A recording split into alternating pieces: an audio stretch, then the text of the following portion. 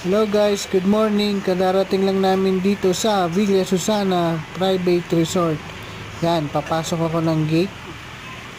Sa may bandang kanan yan, dyan yung guardhouse. Itong kaliwa ay ang kanilang pool na may taas na 3, 4, and 5.5 na pwede sa mga bata, teenager at medyo matatanda.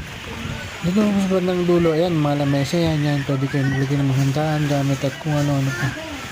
Ito si Justin at ang jowa niyang si Alexa. Ito yung swing. Pwede dyan tatlo mag-swing kayo dyan. Yan si Joy Joy may nakaitim. AJ at Ate Thea. Happy sila dyan kasi malamig ang tubig. Tapos dito si Kuya. Ayan si Kuya. Kitang kita nyo. Palutang-lutang siya na parang diaper. Ayan.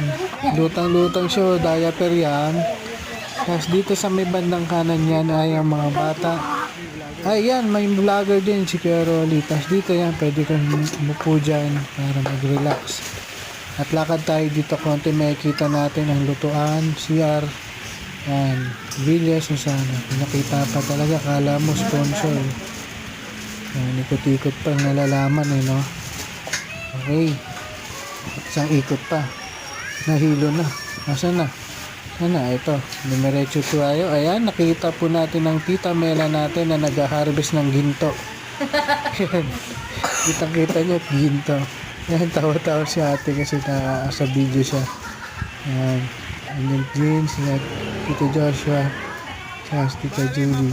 Nung nalaman ni tita Mela na nakuha na siya ng video, nainis siya, tapos tumatawa siya. Ayan, pala may vlogger niya rin pala. Ayan, si Papa. Magusto tayo si Papa. Ay, vlogger. Yan yung vlogger na umiyak.